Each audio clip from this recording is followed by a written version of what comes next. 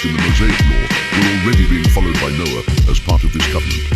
These laws included instructions on how to offer burnt offerings to God and how to remain pure in both body and spirit. In Genesis 12, we're introduced to Abraham when God calls him to leave his homeland and go to Canaan.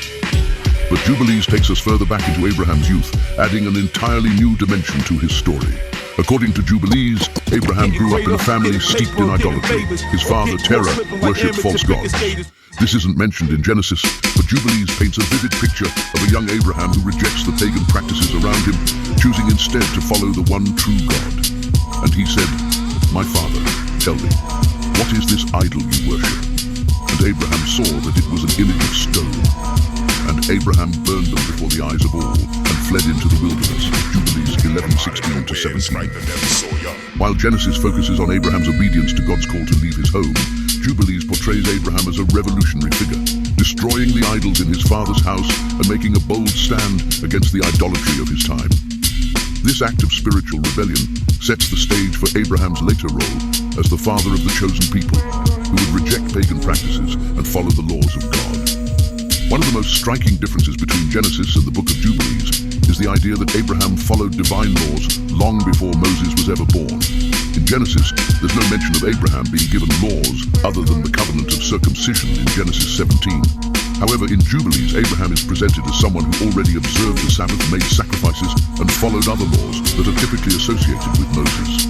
According to Jubilees, these laws were not invented during the time of Moses. They were passed down from the angels to the patriarchs, beginning with Adam. Abraham received these commandments from angels, and he was expected to follow them as part of his covenant relationship with God. And he was taught by the angels concerning the things written in the tablets of heaven. Jubilees 12:25. Unlike Genesis, where Abraham's actions are seen as part of his personal faith journey,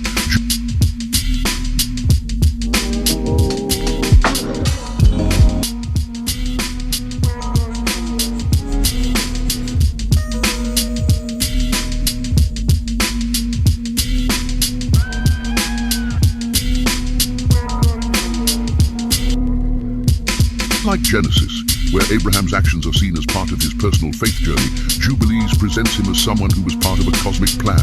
He is guided by angels, and the laws he follows are part of a divine order that governs both heaven and earth. These laws include the Sabbath and various purity laws that Moses would later formalize.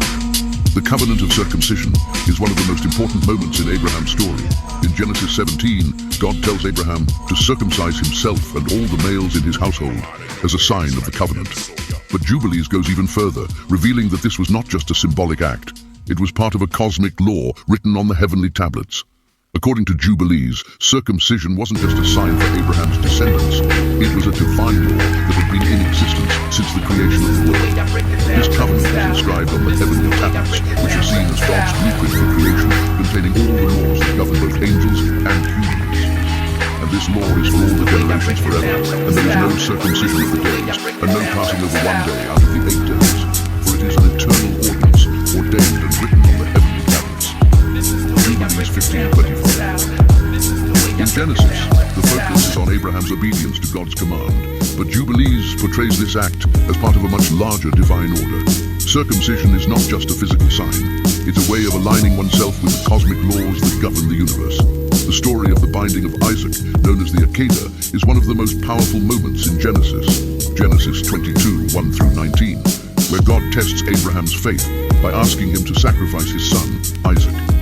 Jubilees retells this story, but with some extra layers. In Jubilees, the test is not just between Abraham and God, it's also a part of a larger spiritual warfare. According to Jubilees, the angel Mastema, a figure often associated with Satan, is the one who suggests this test to God, hoping that Abraham will fail. Mastema represents the forces of evil, constantly seeking to undermine the righteous. The Book of Jubilees adds that angels intervened during the binding, and God allowed the test to show that Abraham's faith was greater than the temptations of evil. And I stood before him, and before the prince of the Mastema, and the Lord said, "Command him not to lay his hand on the lad, nor to do anything to him, for I have shown that he fears the Lord." Jubilees 18:10. This story in Jubilees introduces a whole new level of spiritual significance. It's not just a test of Abraham's obedience, it's part of the cosmic battle between good and evil. Mastema tries to lead Abraham into failure, but God's intervention shows that that faithfulness will always triumph over evil. In Genesis, the story focuses on Abraham's personal test, but in Jubilees, it's part of a larger spiritual narrative that involves angelic forces and the struggle between good and evil. In Genesis 25:23, we're told that before Jacob and Esau were even born, God revealed to their mother Rebekah that the two brothers would become the heads of two nations, and that the older, Esau, would serve the younger, Jacob. Jubilees expands on this prophecy, emphasizing that this wasn't just a family feud. It was part of a cosmic design in which Jacob was always meant to inherit the blessing and continue the line of righteousness that started with Abraham.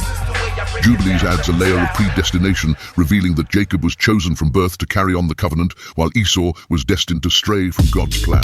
The book even notes that Isaac and Rebekah were given divine knowledge about Esau's rebellious nature and his future descendants' opposition to Israel. And the Lord said unto her, Two nations shall be divided from your womb, and one nation shall be stronger than the other, and the elder shall serve the younger. Jubilees 1913, Genesis reference, Genesis 25:23. Two nations are in your womb, and two peoples from within you will be separated.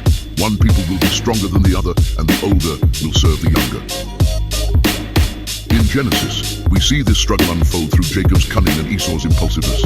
But Jubilees explains that Jacob was always meant to inherit the birthright, and that his actions, although deceptive, were part of fulfilling a divine plan. One of the key differences in Jubilees is the portrayal of Esau as more than just a brother who loses his birthright.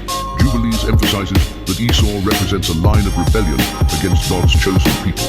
His descendants, the Edomites, are portrayed as a nation that will rise in opposition to Israel, fulfilling the prophecy that the elder will serve the younger, while Genesis mentions the hostility between Esau and Jacob after the birthright and blessing incidents, Genesis 27:41. Jubilees expands on this theme, showing how Esau's descendants would become a nation that directly opposes Jacob's line, the future Israelites. This is part of the larger cosmic conflict that Jubilees often emphasizes, the struggle between righteousness, Jacob, and rebellion, Esau. And Esau took his wives and his sons and all that he had, and he went up to the hill country of Seir and lived there. And Esau became a nation, and they oppressed Jacob's descendants. Jubilees 37:1, Genesis reference, Genesis 36:8. So Esau, that is Edom, settled in the hill country of Seir. Jubilees makes it clear that Esau's rebellion was not just personal, but national. His descendants would become the Edomites, who would go on to have numerous conflicts with the Israelites, reflecting the spiritual battle that began with their forefathers. One of the most significant moments in Jacob's life is when he receives the blessing from his father Isaac. In Genesis, this blessing ensures that Jacob becomes the father of the 12 tribes of Israel, Genesis 27. But Jubilees goes even further, emphasizing that Jacob was given not just a blessing, but also a continuation of the divine laws that had been passed down from Abraham. According to Jubilees, after Jacob receives the blessing, God and the angels revealed to him the laws that he and his descendants must follow. These include the observance of the Sabbath, purity laws, and the sacred calendar, laws that would later become formalized in the Mosaic law. Jacob is portrayed as the keeper of these laws, tasked with ensuring that his descendants, the future Israelites, follow them as part of their covenant relationship with God.